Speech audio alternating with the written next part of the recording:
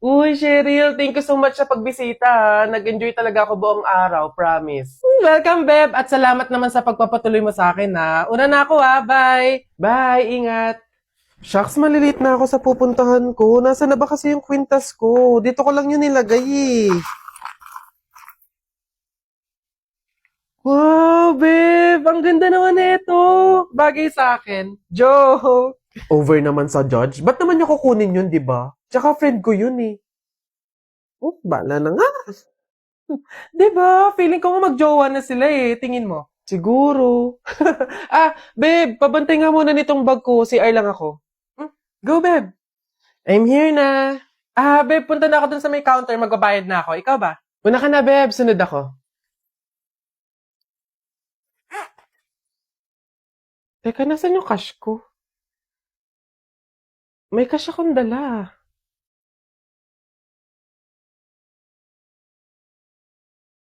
Hindi kaya... Pero imposible eh. Imposible talaga. Kaibigan ko siya eh.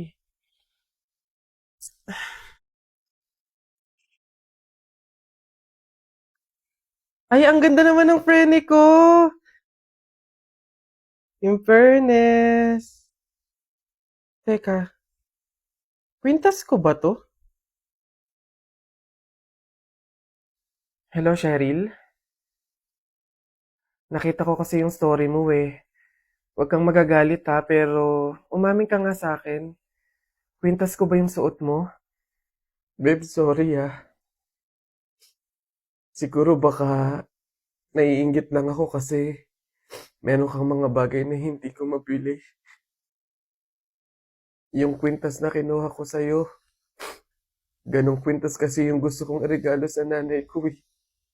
Kaso nga lang mahal, kaya hindi ko mabili.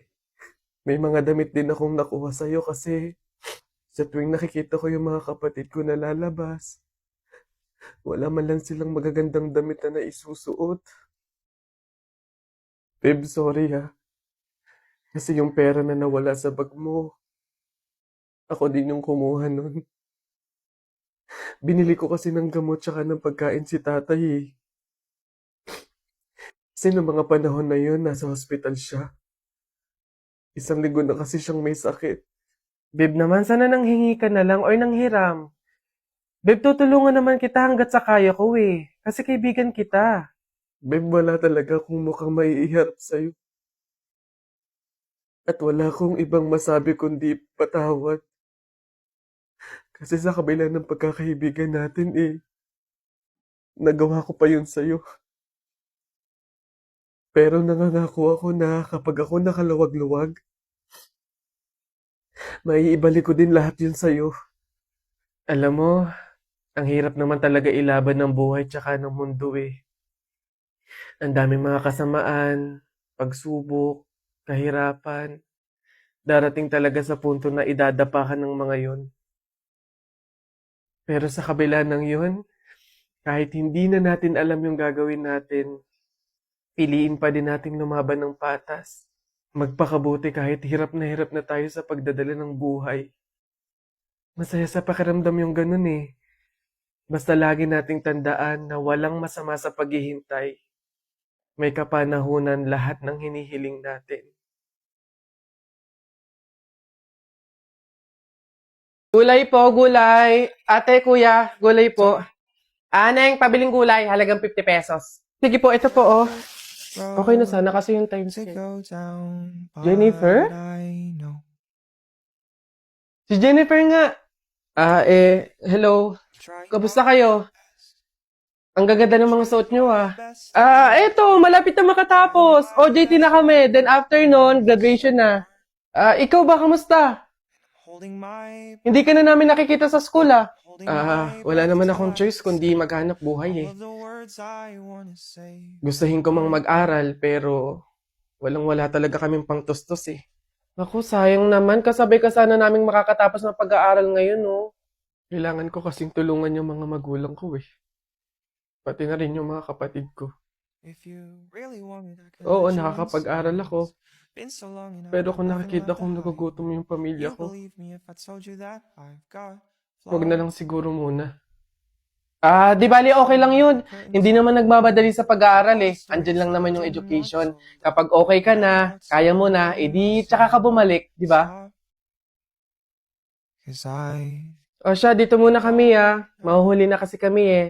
Jennifer, good luck ha. Kaya mo yan. Wala kang hindi kaya, di ba? See you. Always rooting for you, Jennifer. See you. I'm trying my best.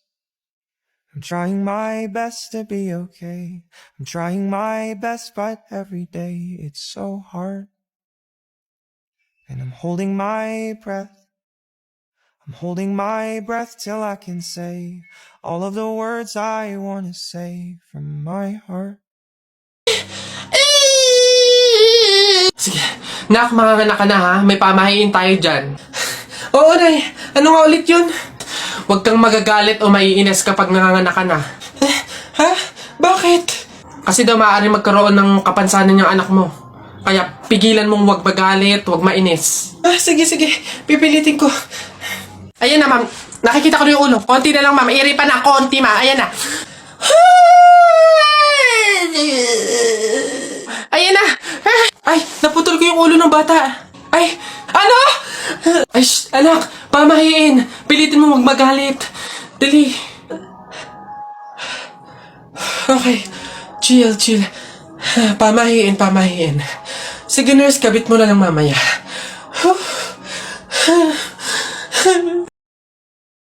Di ba?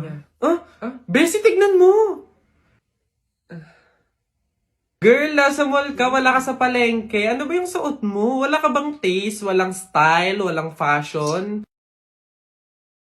Ano ba yan, girl? Ilugar mo naman yung suot mo.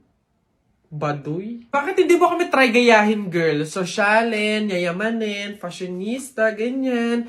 2023 na glow up naman, girl. Habol tayo. Or baka naman, Bessie, walang pambili. Mahirap siguro, ganun, poor. Alam mo, girl, madami dyang mga cheap store, yung mga ukay-ukay. Try mong tumingin sa mga ganon. Para naman maging maganda ka at maging presentable yung suot mo. Ano ba yan, Bessie? Wala bang tricycle dito or jeep man lang? Paulan na, oh. Ano ba yan? Paano tayo makakauwi nito? Oo nga, Bessie, hindi naman tayo pwede mag-book. Ang mahal-mahal ng pamasahe doon. Oh, girls! Ay. Kayo yung nakasabay ko sa mall kanina, di ba? Anong ginagawa? Commuters ba kayo? Ay, kala ko naman kasi kung makapan-judge ko yung kanina. Naghihintay kayo dito na ng jeep, no? Tricycle? Kawawa naman pala kayo. Girls, next time Wag kasi kayo man-judge ng kung sinong tao, lalo kung hindi nyo naman kilala. And wala namang issue pagdating sa pananamit. Kayo talaga. Sige na, una na ako Ito kasi yung sasakyan ko. Oo, tama. Kahit ganito yung pananamit ko, may sarili akong sasakyan. Sige, una na ako. Wait, sa ganyang pananamit, magkukommute lang kayo? Gusto niyo sumabay? Pwede ba kahit saglit lang? Siyempre naman, hindi. After nyo akong i-judge kanina na pampaleng ko yung suot ko and wala akong fashion, walang style, tapos sasabay kayo, wag na lang siguro muna. Bye! Ingat! Ay, wow! Ang ganda nito, girl, pang outfit sa BGC. Buti 50 pesos lang. Eto nga, Bessie, mukha akong mayaman dito. Bigat. Oh! Hoy! Ay, kayo pala yan, Diyos ko. Nag-okay pala kayo? Akala ko mga branded yung suot nyo. Akala ko ba, girl, sosyalin, yayamanin. Ay, naku. Grabe kayo makahusga sa akin ng isang araw, ha? O sige na. Again, ang buhay hindi nakadepende sa pera at pananamit. Mayaman, mahirap, or may kaya ka, ang mahalaga, wala kang ginagawang masama. Thankful ka na nabubuhay ka sa mundong to, ganun. O sige na, una na ako, ha? Ito kasi mga pinabili ko, ang dami. Ingat! Colin. Yes, Jake, ano yan? Happy Valentine's Day. May sasabihin sana ako sa'yo eh. Go lang, ano ba yan? Huwag ka sanang magagalit pero crush kasi kita eh.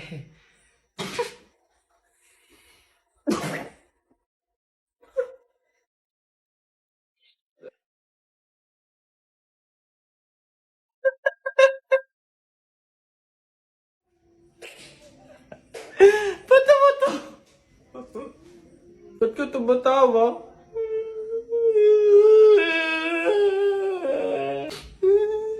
Babe! O ano ano yun? Ito na, ito. Ito na ang sasabihin ko na. Babe. Ano ba kasi yun? Buntis. Buntis ako. Buntis ako. Huwag kang pilingera, hindi mangyayari yun. Wala kang karapatang magsabi ng ganyan. Wala kang kwenta. Grabe ka naman, panagutan mo naman ako. Babe, tigilan mo nga ako. Baka nakakalimutan mo, bakla ka. Lalaki ka, babe. Oo, may lawit. Oo, may lawit. Roxanne, Happy Valentine's Day. Ito na talaga yung time para laksan ko yung loob ko. Liligawan na talaga kita. Meron nga pala akong gift sa'yo na stop toys. Yung favorite mong Doraemon. Tapos may letter nga pala ako sa'yo. Sana magustuhan mo. Wow, grabe naman si Butcho ko. Napaka-sweet naman. Thank you. Happy Valentine's Day. Sweet mo talaga. Colleen, may nagpapabigay daw nito. Ay. Sino nagpapabigay? Ayun, no?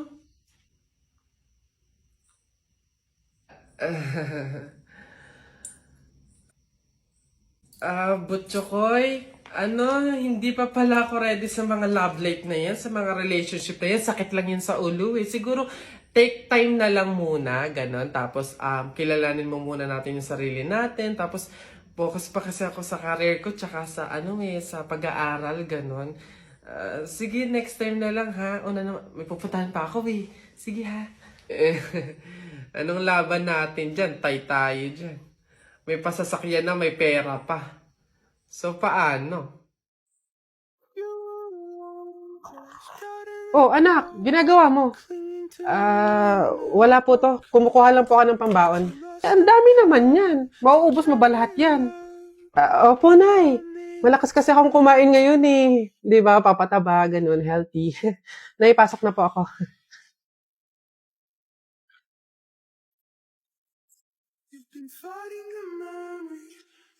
Nay, pwede po bang sa akin na lang yung natira nating kanin tsaka ulam?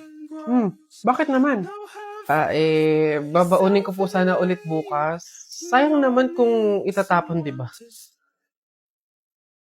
Nay, pasok na po ako. Nay, pwede po bang padagdagan ng 200 pesos yung baon ko? Para saan? Para lang po sana sa class fund po namin. Opo. Naniningil na po kasi magbabayad lang po sana. Nay, andito na ako. Anak, umamin ka nga sa akin. Madalas ka nagpapadagdag ng baon. Kumukuha ng sobra at tirang pagkain. Ano bang meron? Nay, naawa po kasi ako sa kaibigan ko eh. Sobrang hirap na po siya sa pagtatuguyod ng pag-aaral niya. Oo, hindi naman tayo mayaman. Wala din tayo, pero kailangan ko talaga siyang tulungan eh. Ayokong tumigil siya ng pag-aaral, Nay. Gustong-gusto ko siyang ilaban para sabay kami makapagtapos. Babe, etong food, baon mo to for today. Tapos, etong cash, ayan, pangbukas mo naman to. Tapos, mayroon pala ako nakitang notebook tsaka ballpen sa bahay na hindi naman ginagamit. Bigay ko na lang din sa'yo para at least magamit mo sa mga lesson. Babe, salamat ah. Hayaan mo balang araw, makakabawi din ako sa'yo. Babe, hindi mo naman kailangan bumawi eh. Ang gusto ko, parehas tayo makapagtapos. Masaya na ako doon.